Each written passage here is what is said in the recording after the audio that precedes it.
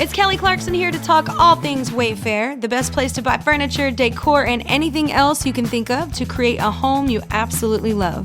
I know when I shop with Wayfair, I find options for every style, whether I'm feeling boho or farmhouse, modern, traditional, French country. I can find exactly what I need for my home and more.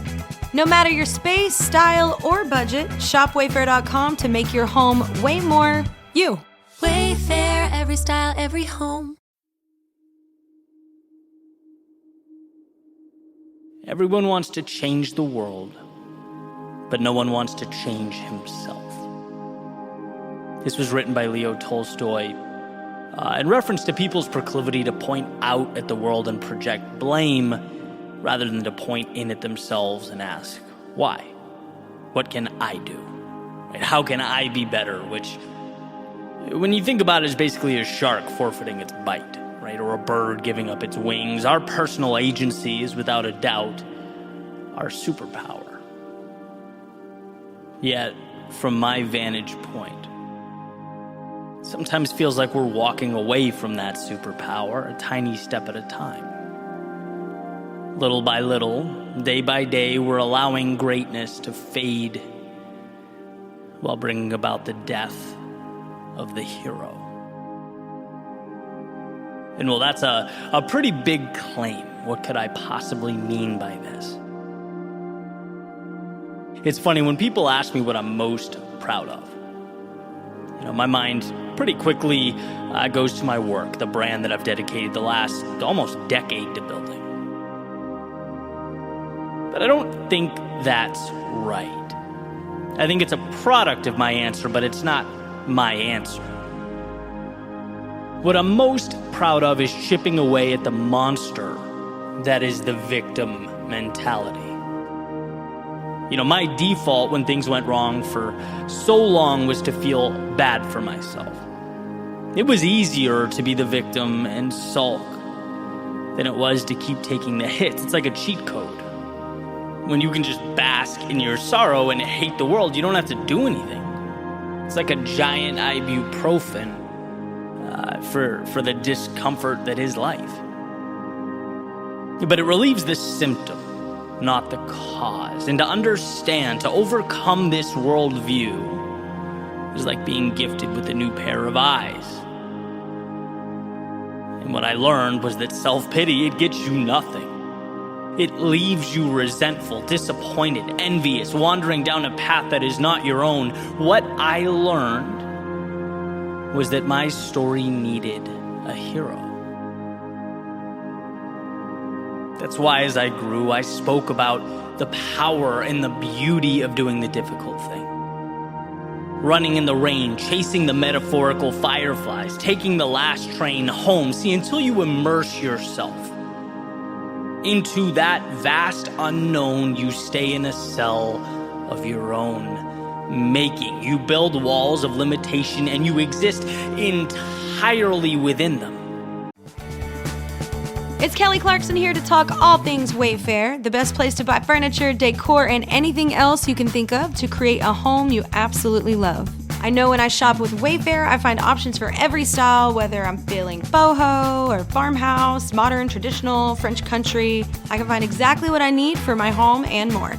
No matter your space, style, or budget, shop Wayfair.com to make your home way more you.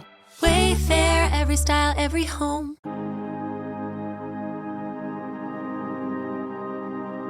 And as time has progressed,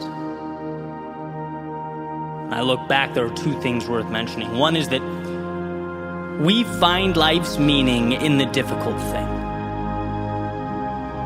And two, there is a fundamental misunderstanding and even from time to time contempt for what the difficult thing means, for those who speak of the difficult thing as though hard truths are in some way inconsiderate. Like diverging from the comfort of one's feelings implies a lack of empathy. But that's wrong. If you love someone, if you care about someone, if you care about yourself, you say what is true. And what is true is that the shelter and the temporary comfort of victimhood is a high not worth the withdrawal, not worth the suffering. It got me nowhere, it will get you nowhere, and that is a reality that will never cease to be true. We live in a world that's been shaped entirely by those who found the courage to do the difficult thing. Everything around us is a product of the courageous decision to take the now and bend it. And that means taking hits. It means being criticized. It means by definition you are choosing to be uncommon. You're choosing to change things, yourself, and by default the world around you. There's nothing wrong with being common. Quitting is relatable. Failure is relatable.